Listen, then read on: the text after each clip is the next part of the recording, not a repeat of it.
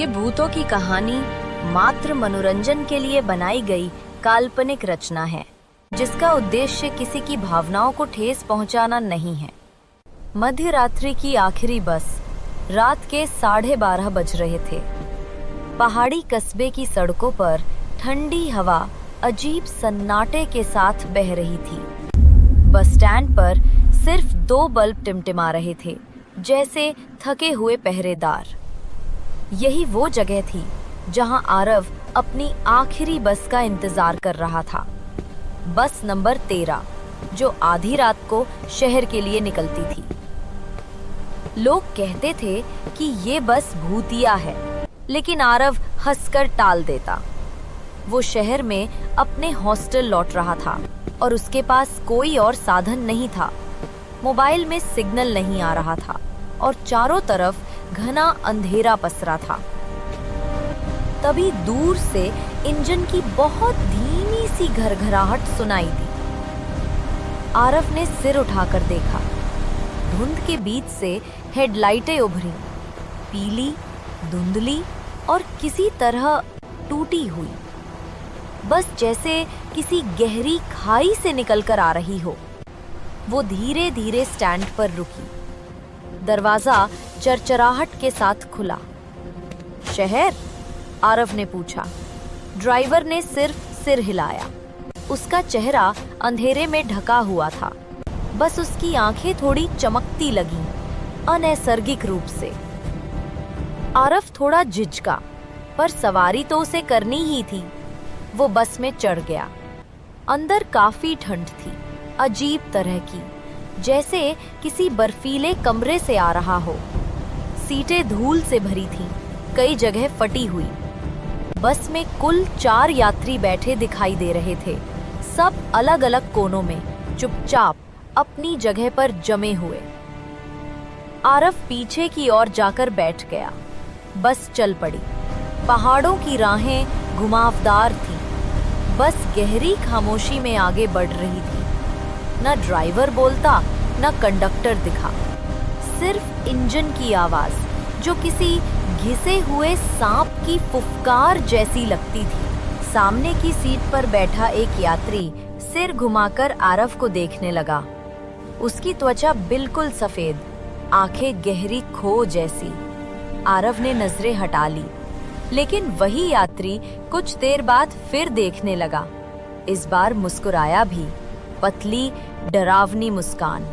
आरव असहज हो गया। उसने हिम्मत करके हल्के स्वर में पूछा, आप कहाँ उतरेंगे? यात्री ने अपनी सूखी होंठ हिलाए, पर आवाज बहुत धीमी और खुरदुरी थी। मैं तो कब से उतर चुका हूँ। आरव का दिल धक से रह गया।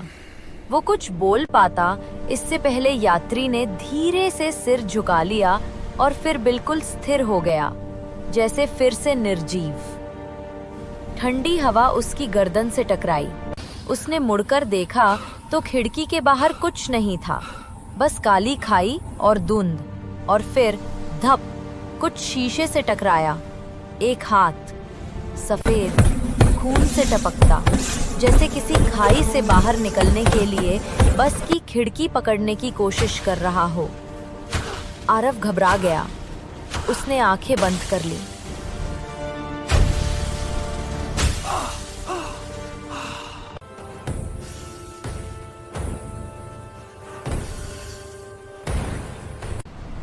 जब उसने फिर देखा, हाथ गायब था।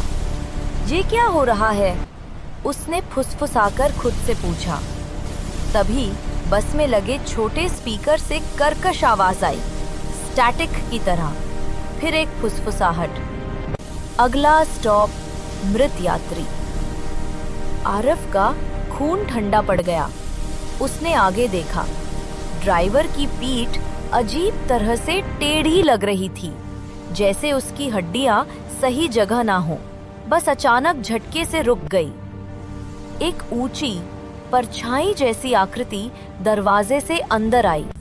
वो आकृति चल नहीं रही थी, तैर रही थी। बस में बैठे बाकी 3 यात्री तुरंत सिर झुकाकर स्थिर हो गए, जैसे किसी आदेश के अधीन हो। परछाई सीधे आरव की ओर बढ़ी। उसके कदमों की आवाज नहीं थी, पर बस का तापमान और गिर रहा था। आरव का चेहरा सुन्न होने लगा। वो आकृति बहुत पास आ गई, इतनी कि आरव उसकी आकृति का धुंधला सा आकार देख सकता था। लंबी उंगलियां, बिना चेहरा, सिर्फ काली गहराई।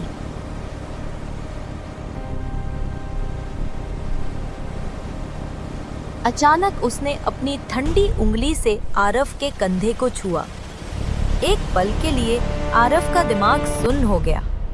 उसने महसूस किया कि उसके आसपास की आवाजें धीमी हो गईं, समय जैसे खिंच गया हो। उसी क्षण पीछे की सीट से किसी के हंसने की आवाज आई, सूखी, पागलपन भरी हंसी। आरव ने देखा, बाकी यात्री अब उसकी ओर देख रहे थे। उनकी आंखें अब सामान्य नहीं थीं, खाली, धुंधली, मृत सी। आरव ने तुरंत उठकर चिल्लाया, ड्राइवर, बस रोकिए। ड्राइवर ने अपना सिर धीरे धीरे घुमाया और आरव चीख भी नहीं पाया। उसका चेहरा था ही नहीं, सिर्फ एक काला धुंधलापन और 2 जली हुई लाल बिंदु। ड्राइवर ने खुरदुरी आवाज में कहा, ये बस जीवितों की नहीं, खोजती हुई आत्माओं की है। तुम गलती से आ गए हो।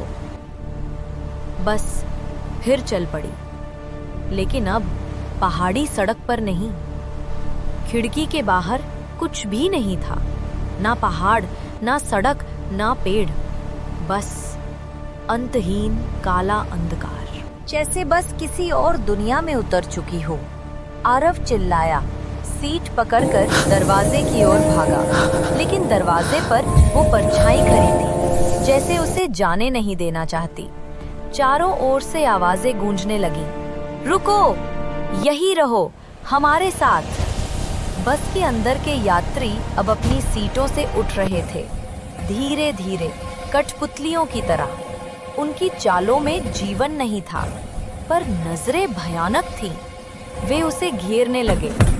आरव ने खिड़की की ओर दौड़ लगाई, कांच को मुक्के मारने लगा। मुझे बाहर जाने दो, कोई है? वो चिल्लाया। कांच अचानक खुद ब खुद खुला। तेज ठंडी हवा अंदर घुसी और फिर धक्का।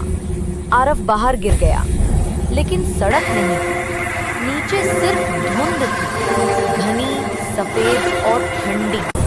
वो उसमें गिरता गया, जैसे अनंत गहराई में डूब रहा हो।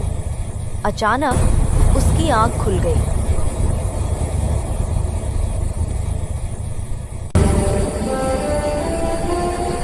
वो बस में ही था, वही सीट, वही ठंड, वही अंधेरा, लेकिन आसपास कोई यात्री नहीं था, ड्राइवर भी नहीं। बस खाली थी, संपूर्ण रूप से। आरव ने कांपते हुए बस से उतरने के लिए दरवाजा खोला और बाहर कदम रखा। बाहर स्टेशन था, उजला, सामान्य, सुबह का उजाला। वो चीखते हुए बाहर भागा। एक बूढ़ा चाय वाला उसे देखकर बोला, अरे बेटा, तुम कहाँ से आए? ये बस तो 10 साल पहले खाई में गिर गई थी। उसके बाद ऊपर बस स्टॉप बंद ही पड़ा है।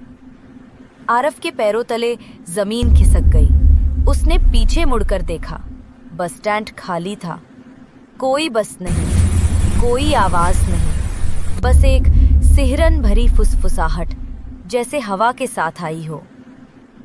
अगला मृत यात्री जल्द ही।